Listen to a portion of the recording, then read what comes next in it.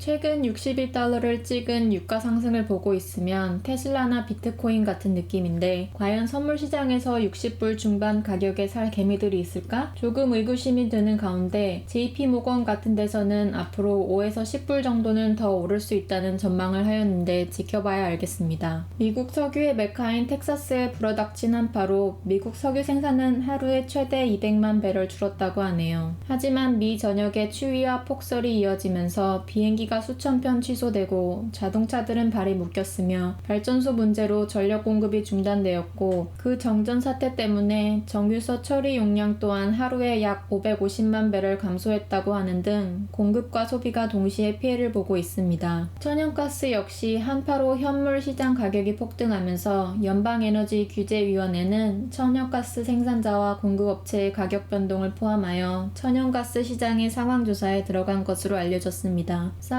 사우디는 1월에 유가를 올리기 위해 2월과 3월에 원유 생산량을 일방적으로 100만 배럴 삭감하겠다고 말하면서 석유 시장을 놀라게 했습니다. 하지만 사우디는 최근 언론에서 향후 몇 달 안에 자발적 감산을 다시 되돌릴 계획이라고 말했는데 기존 계획대로 빠르면 4월부터 100만 배럴을 다시 되돌릴 겁니다. 어떻게 보면 이미 예정되어 있던 움직임이라 큰 뉴스거리는 아니었습니다. 가끔 사우디가 1월에 감산을 결정한 건 정말 지능 플레이라고 생각합니다. 대부분 미국 석유 회사들이 후반기 수요 회복이나 유가 회복을 예상하고 전반기에 상당히 많은 양의 생산량을 낮은 유가에 해지를 했습니다. 다시 말해 유가가 올라서 사우디는 돈을 벌지만 미국의 경쟁자들은 생각보다 돈을 벌지 못하고 유가 상승보다 재무 상태가 크게 나아지지 않는다는 점이죠. 그리고 기본적으로 잊지 말아야 할 건 앞으로 100년 동안 사우디의 궁극적인 목표는 매장되어 있는 석유의 가치가 떨어져서 똥값이 되기 전에 다 파는 게 목적일 겁니다. 물론 아무 가격에 팔지 않을 생각이라 현재 공급 조절로 유가를 조정 중입니다만 궁극적인 건 가능한 좋은 가격에 빨리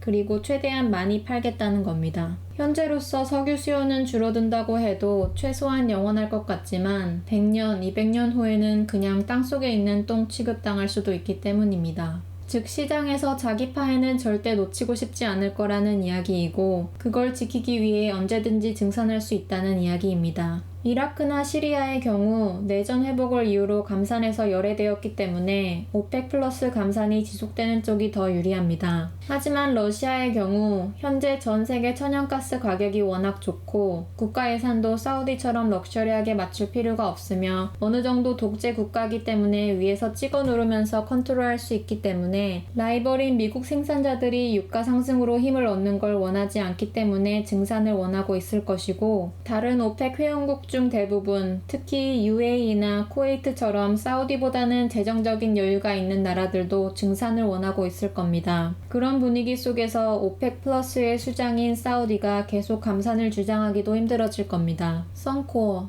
SEC 미 증권거래위원회는 최근 보고서에서 저번 분기에 워렌 버핏이 석유회사인 쉐브론과 통신회사 버라이즌에 각각 4.1 빌리언 달러와 8.6 빌리언 달러 규모의 포지셔닝을 했다고 밝혔습니다. 그 과정에서 버핏이 보유하던 선코어 주식의 28%를 줄인 것도 밝혀지면서 결국 선코어를 조금 팔아서 쉐브론을 산 모양새가 되었습니다. 제 생각에는 선코어 주주들이 걱정할 필요는 전혀 없는 게 저 판 양이 버핏이 작년에 선코어에 물탄 양 정도이고 다른 섹터도 아닌 같은 섹터의 똑같은 종합 석유회사인 쉐브론에 투자했다는 건 섹터 자체의 성장성을 부정한 건 아닌 것으로 보이기 때문입니다. 쉐브론 같은 경우는 작년 한때 엑손의 시총도 잠시나마 추월했을 정도로 여전히 튼튼하고 현재 바이어의 마켓, 즉 사는 사람이 유리한 시장에서 인수합병 파워가 가장 큰 석유회사라고 생각되기 때문에 버핏에게 선택된 게 아닐까 싶습니다. 시총이나 사업 규모는 엑손이 1위지만 엑손은 현재 자기 앞가림하기도 바쁘죠. 버핏의 투자 철학은 배울 점이 많지만 기본적으로 우리보다 투자금이 비교도 안 될 정도로 많고 투자자들 돈으로 주식에 투자하는 사람은 돈 버는 것도 중요하지만 잃지 않는 게 더 중요하고 배당이나 안정성, 또 큰 돈을 투자할 수 있는 거래량이 확보되어야 하므로 우리 같은 일반 개미랑은 투자 스타일이 전혀 다르다는 점을 이해해야 할 것입니다. 지금 버라이즌에 진입하고 T모바일 지분을 늘리고 그런 것들이 일반 투자자들이 볼 때 이해가 안 갈 수도 있을 겁니다. 또 파이저랑 JP모건, PNC, MTB 같은 금융주도 팔았고 작년에 사서 화제가 되었던 베리골드도 팔았습니다.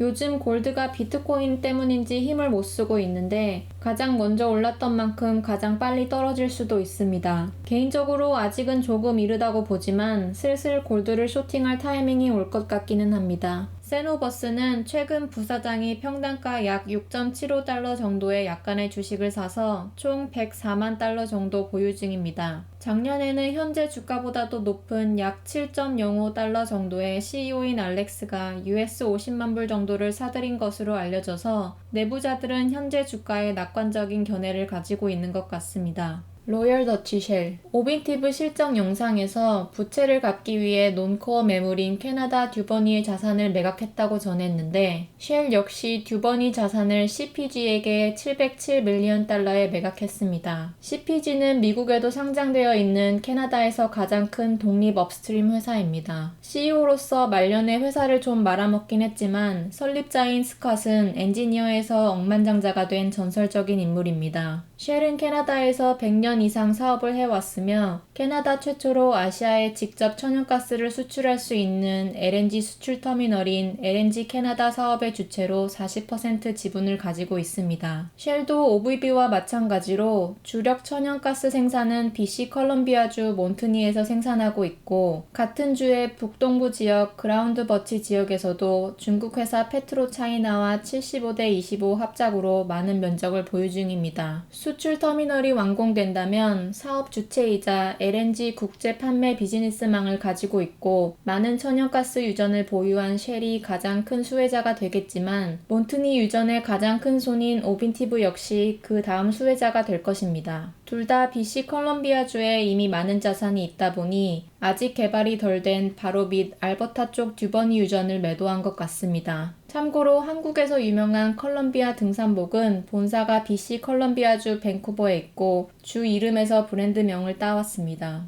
DAPL 요즘 다코다 액세스 송유관을 중단하라는 정치적인 압박이 매우 거세지고 있습니다. 환경단체와 인디언 단체들은 연일 시위 중이고 거기에 연예인들까지 나섰으며 민주당의 상하원 의원들 5명 정도가 바이든에게 송유관 폐쇄를 촉구하는 공동편지를 보내기도 했습니다. 바이든은 선거 기간 동안 키스톤 엑셀 파이프라인 계획을 철회하겠다는 공약을 내걸었지만 DAPL에 관한 질문에 대해서는 묵묵부답으로 일관했습니다. 하지만 해리스 부통령은 2020년 4월에 36명의 민주당원과 같이 법원의 폐쇄를 촉구한 적이 있습니다. 한편 송유관의 주체인 ET 관계자들은 송유관이 폐쇄될 일은 없다며 자신감을 드러내고 있는 가운데 사실 확률은 현재 50대 50인 상황인 것 같습니다. 트럼프 시절만 해도 법정 심리기간 동안 송유관을 계속 사용할 수 있게 법적 조치가 이루어지는 등 기업들의 유리한 흐름인 것 같았지만 거세지는 시위와 더불어 관련된 회사의 주가 역시 최근 굉장히 압박을 받고 있습니다. 사실 주체인 ET를 떠나서 DAPL에 엮인 회사들이 참 많습니다. 현재 DAPL의 지분은 대표인 ET가 36.4%, 북미 최대 미드스트림 회사인 캐나다의 엠브리지가 27.6%,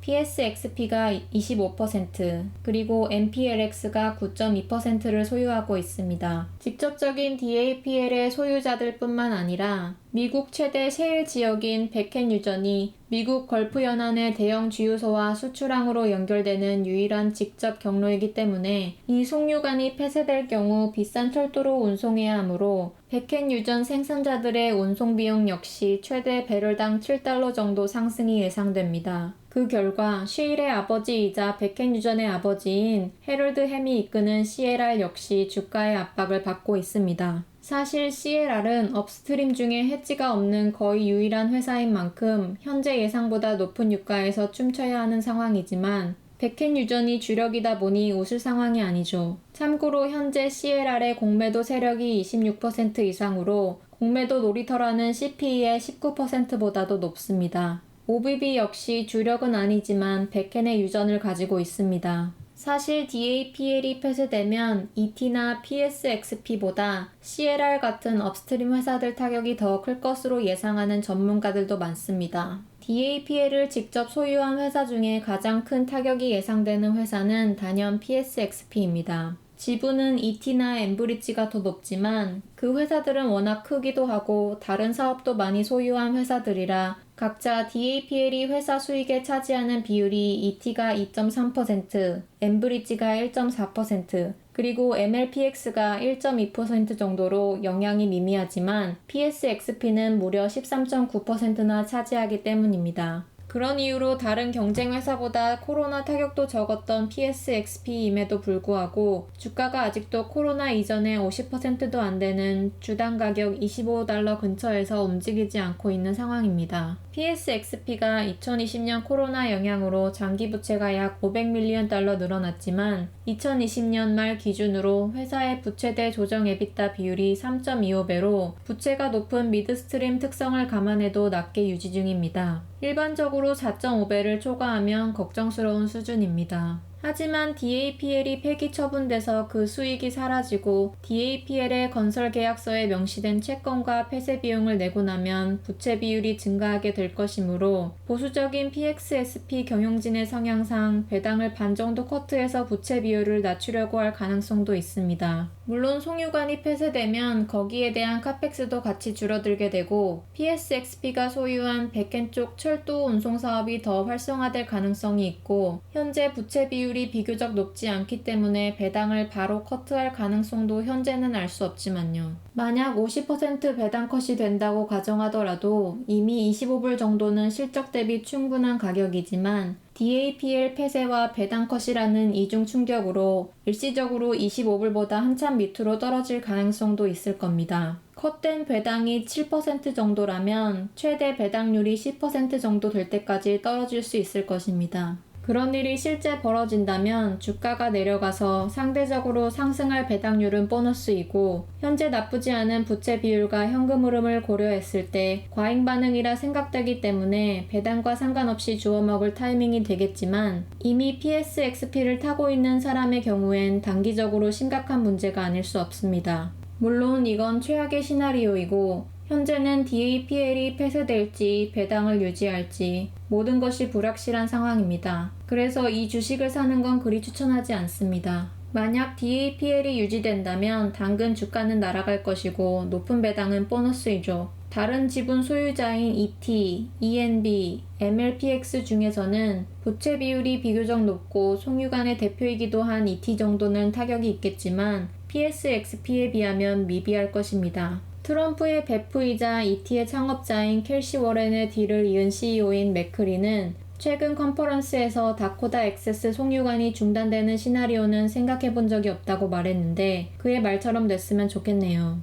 미드스트림은 수요 회복이 가장 중요한 요소이긴 하지만 최근 유가 상승은 공급 조정의 효과뿐 아니라 실제 수요가 조금씩 회복하고 있다는 것을 의미하기도 하고 이는 생산량과 송유관 처리량의 증가와 직결되기 때문에 유가 상승 또한 큰 변수가 될 수 있습니다. 또한 최근 텍사스를 비롯한 미 전역이 불어닥친 한파로 추위와 정전으로 고생하고 있는 상황이라 재생에너지 광인 바이든에게 아직 뚜렷한 다른 에너지 대안 없이 석유 업계를 압박하고 키스톤 엑셀 외 다른 파이프라인을 건드릴 타이밍이 아니라는 걸 인식해야 한다는 업계 여론이 지배적입니다. 현재 정전된 지역에서는 정전으로부터 추위를 이겨내기 위해 마트에서 파는 바베큐용 프로펜 가스가 동난 상태이고 심지어 추위를 피하고자 시동을 걸어놓고 가족이 함께 차에서 잠을 자는 상황도 연출되고 있다고 합니다. 그런데 환경론자들은 바이든에게 이 이상기후가 지구온난화 때문이라며 더욱 압박 중이라고 하니 석유는 예전 같은 전쟁 관련 정치 분쟁에서 더 나아가 요즘은 환경과 관련된 정치 분쟁까지 일으키는 뜨거운 감자인 것 같습니다. PSXP는 DAPL 리스크 외에 다른 사업적이거나 재무적인 문제점은 없지만 현재 여론이 많이 나빠져서 4년간 사용한 송유관을 지지하는 베팅보다 폐쇄 쪽에 베팅하는 공매도 세력들이 더 늘어나는 상황이라 추천하지는 않고, 오히려 실제 폐쇄가 일어난다면 전에 ET가 배당을 50% 정도 컷했을 때 정도의 주가 움직임이 있을 수 있으니 그때 줍줍하는 게 더 현명한 선택이라고 생각됩니다. 물론 당시 ET의 배당 컷은 지금 DAPL의 결과보다 더 예상하지 못한 시점이었고, 현재 PSXP의 주가는 이미 DAPL이 날아갔다고 가정하고 압박받는 수준의 주가이긴 합니다. 그리고 당시 ET는 부채왕이었고, 현재 PSXP는 미드스트림 중에서 부채 비율이 높은 편은 아니라는 차이가 있습니다.